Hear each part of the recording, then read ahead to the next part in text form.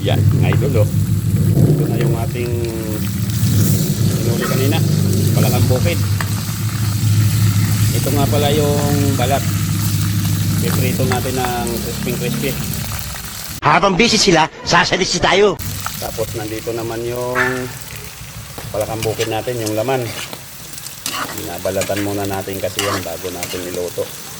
Tapos nilalamas natin sa asin at suka sa kahugasan para walang lansa. Ngayon, ito naman yung balat niya. Yan, bago natin yan niluto, nilalamas din natin sa asin at suka yan. Yan, hanggang maging crispy yan, maging chicharon. Chicharon balak ng palakang bukid yan, mga idol. Ang angas mo ah. Oh, diba? Sabay na natin luluto yan. Kaya lang sa taba ng balat, pumuputok. Grabe sa tilagsik sa akin. Ito, halo-haloin lang natin to. Hanggang sa maging, maging golden brown. Matuyuan siya. Maprito siya sa sarili niyang katas. Pag naprito na siya sa sarili niyang katas, saka natin titimplahan ng tuyo at suka yan. Kasi adobo natin itong patuyo na medyo maanghang.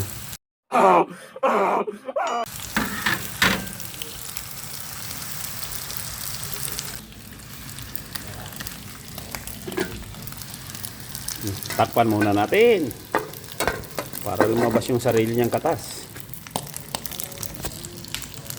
Tapos ito naman sinichicharon natin. Kailangan natin bilisan dito kasi mabilis to masunog. Pag nasunog to, mga idol, medyo may kapaitan siya. Aray ko.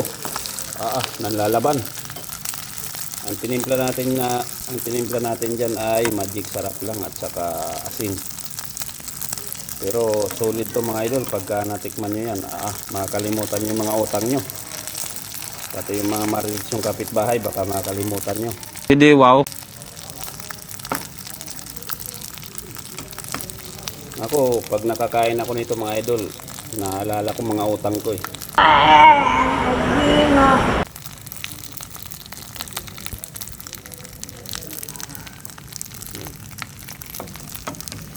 Ayan, halo-haloin lang natin yan. Kasi umuusok na yun.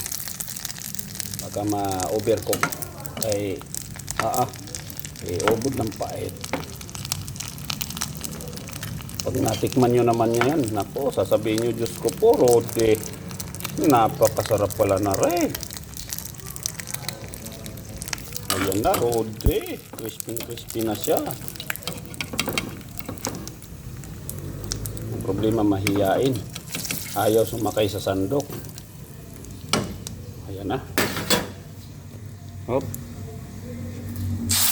Ayun. May panibago na naman. Ano sa mga idol, oh. Balat ng palakang bukid. Kasi charong gagawin natin dyan. Diba? Pag natikman nyo yan, mga idol, sasabihin nyo, naku, Diyos ko po, Rode, wala na ba? Yan ang itsura niya, oh. Ito na yung finished product niya, oh. Tapos ito, may sinasangkot sa patay dito. Naku po, Diyos ko po, Rode.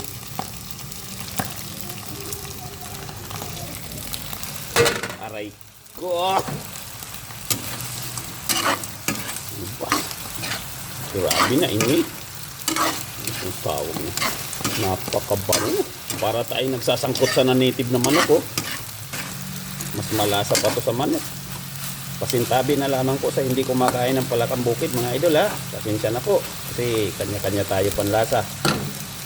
Ako dati hindi rin po ako kumakain yan. Lalo na sa amin. Tabing dagat kami sa Samar. Lahat ng mga pagkain galing sa tabang. Hindi talaga namin pinapatulan ng araw doon sa amin. Nagaway lang ako ng Bulacan, mga idol. Medyo magtatatlong dekada na ako dito sa Bulacan, mga idol, kaya natutunan ko na rin yung mga ganitong pagkain. Ito kasi dito sa Bulacan, ako, special to dito. Pagkain ng mga mayayaman to dito sa Bulacan. Baliw ka yata eh. Pero dito sa Bulacan, espesyal yan. Yan pa oh. Diba? Natutuyuan na. Ako po, Rodi. Napakabango. Tapos lalagyan pa natin yung paminta mamaya yan. At saka ano, yung tanglad. Naku po, Rodi. Napakasarap niyan.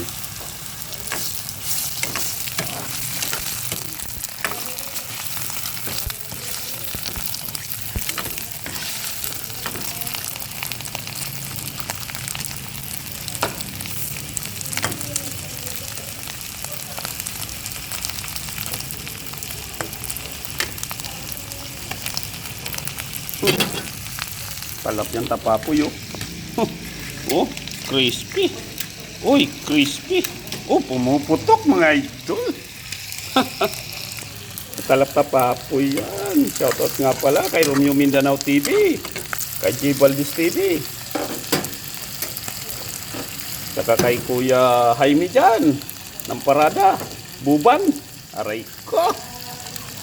Shoutout sa'yo. Kaibigan. Atin dito mga taga-Parada Santa Maria Bulacan tayo magkakaibigan dito. Naku po, nanikit na, nagtutong-tutong na. So, kaya mga idol, puputulin ko muna yung ating video at sasangkapan natin yan. Ha?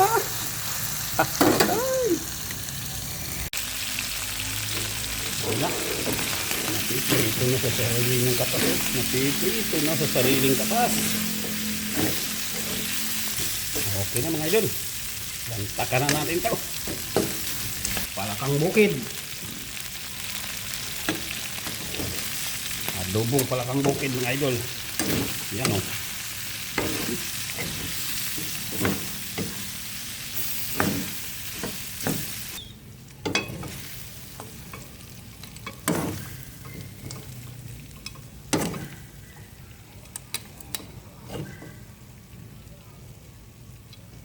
Na, finish na.